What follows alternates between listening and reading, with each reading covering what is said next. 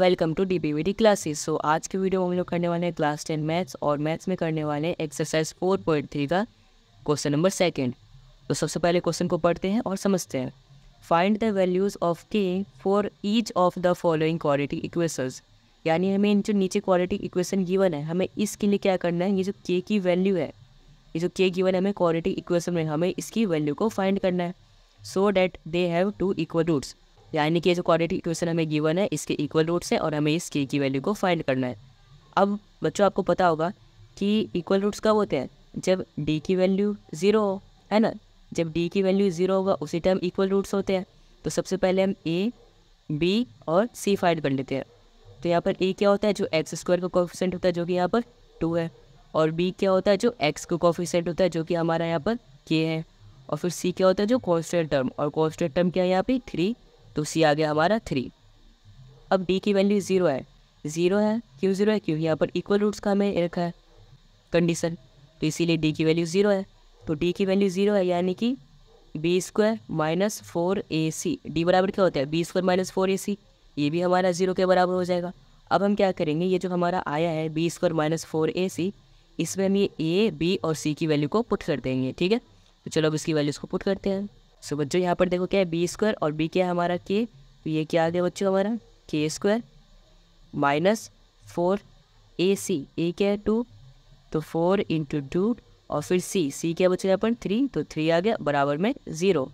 तो के square minus 4 to 8, 8 3 24 बराबर में 0। तो के स्क्वायर माइनस 24 इक्वल टू 0 आ गया, और हमें बच्चों यहाँ पर के की वैल्यू निकाली है, तो जो हमारा माइनस 24 है इसको हम लेफ्ट साइड से राइट साइड भेज देंगे।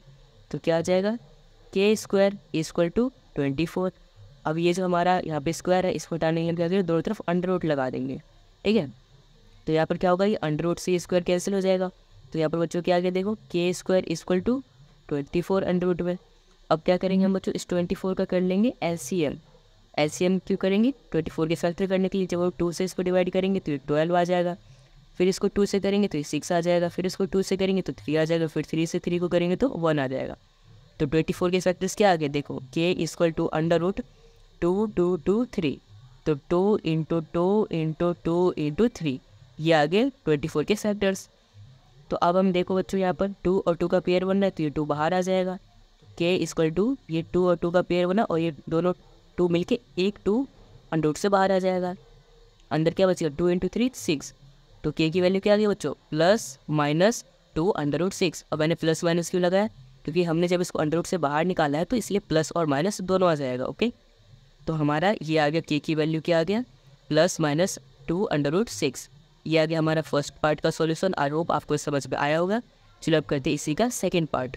सो बच्चों अब चलो करते हैं इसी का सेकंड पार्ट। सेकंड पार्ट में क्या दिया बच्चों, देखो K x bracket x minus 2 bracket close plus 6 equal to 0। तो यहाँ पर जो ब्रैकेट है पहले हम क्या करेंगे, इसको मल्टीप्लाई कर लेंगे। तो के एक्स इंटू एक्स क्या हो जाएगा बच्चों, के एक्स स्क्वायर, फिर माइनस का साइन, फिर के एक्स इंटू माइनस 2 क्या हो जाएगा बच्चों, 2 के एक्स, ठीक है, फिर प्लस 6 इक्वल टू 0। तो ये जो हमारा क्वाड्रेटिक इक्वेशन आया इसमें से हम ए, बी और सी की वैल्यू फाइंड कर लेंगे। तो ए क्या आ जाएगा, एक्स स्क्वायर का कोफिशिएंट जो कि के है, और बच्चों बी क्या आ जाएगा, एक्स का कोफिशिएंट जो कि माइनस 2k है, और सी क्या आ जाएगा बच्चों, जो कि कांस्टेंट टर्म जो कि यहाँ पर 6 है। अब बच्चों यहाँ पर देखो ए बी सी आ गया, और यहाँ पर इक्वल रूट्स का कंडीशन दिया गया है। इक्वल रूट्स का कंडीशन यानी कि डी हमारा 0, तो डी का फॉर्मूला क्या होता है, बी स्क्वायर माइनस 4ac जो कि हमारा 0 के बराबर हो जाएगा।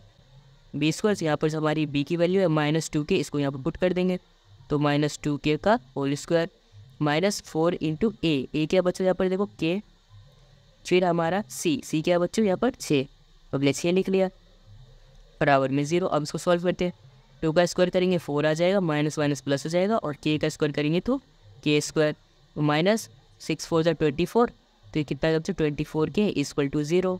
अब बच्चों यहाँ पर देखो क्या आ गया, 4k स्क्वायर माइनस 24 का यहाँ पर हम क्या कॉमन ले सकते हैं, देखो इसके पास 4 है, इसमें से भी 4 ले सकते हैं, के है तो हम यहाँ पे 4k कॉमन ले लेंगे। 4k कॉमन ले लेंगे, देखो 4 बाहर आ गया, के भी बाहर आ गया, तो यहाँ पर 2k था, 2k में से 1k बाहर आ गया, तो अंदर 1k बच गया यहाँ पे, फिर माइनस का साइन तो माइनस। अब 4 का टेबल पढ़ो, 4 के टेबल में 24 कितनी बार में आता है, 6 बार में आता है, तो वहाँ पे 6 लिख देंगे, यानी कि हमारा जो 6 है वो कॉमन आ जाएगा, और के तो बाहर ही आ गया, तो यहाँ पर क्या आ गया के माइनस 6 इक्वल टू 0। अब ये जो हमारा 4k है इसको एक बार 0 के बराबर कर दो, और यहाँ पे के माइनस 6 जो है इसको एक बार 0 के बराबर कर दो। तो यहाँ से के क्या आ जाएगा, के इक्वल टू 0 बटे में 4 है ना बच्चों। देखो के इक्वल टू 0 बटे में 4 क्यों आ गया, क्योंकि यहाँ पर ये मल्टीप्लाई में था 4, दूसरी तरफ सेंड कर देंगे, भेज देंगे तो ये डिवाइड में आ गया। तो हमारी यहाँ पर के की वैल्यू कितनी आ गई, 0 आ गई है ना। और इसको सॉल्व करते हैं, एक हमने इसको कर लिया, दूसरा करेंगे तो के इक्वल टू क्या आ जाएगा, ये सिर्फ माइनस में दूसरी तरफ भेज देंगे तो आ जाएगा प्लस में 6। तो देखो बच्चों, अगर मैं के की वैल्यू को 0 रखूँगा यहाँ पे, अगर मैं के की वैल्यू को यहाँ पे 0 रखूँगा तो ये 0 का स्क्वायर हो जाएगा 0, फिर 0 का के से मल्टीप्लाई करो तो ये पूरा टर्म ही 0 हो जाएगा। और आपको पता है कि क्वाड्रेटिक इक्वेशन में जो हमारा एक्स स्क्वायर का टर्म है ये 0 नहीं होना चाहिए, पर यहाँ पे तो 0 हो रहा है, तो इसीलिए के बराबर 0 जो है ये वाला टर्म ये हम पुट नहीं कर सकते, ठीक है।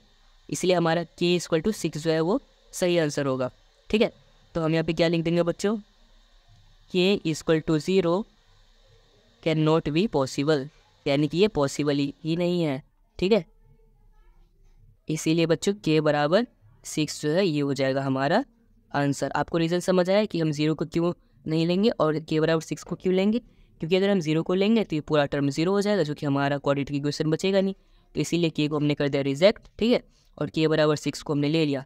और के इक्वल टू 0 क्यों ले लिया, क्योंकि ये पॉसिबल ही नहीं है, ठीक है। तो इसीलिए हमारा के बराबर 6 जो है वो राइट आंसर होगा। तो आई होप आपको क्वेश्चन नंबर 2 के दोनों पार्ट बिल्कुल अच्छे से समझ में आए होंगे। आया है तो इस वीडियो को लाइक कर देना, चैनल को सब्सक्राइब कर देना, और हाँ, इस वीडियो को अपने दोस्तों के साथ भी ज़रूर शेयर कर देना।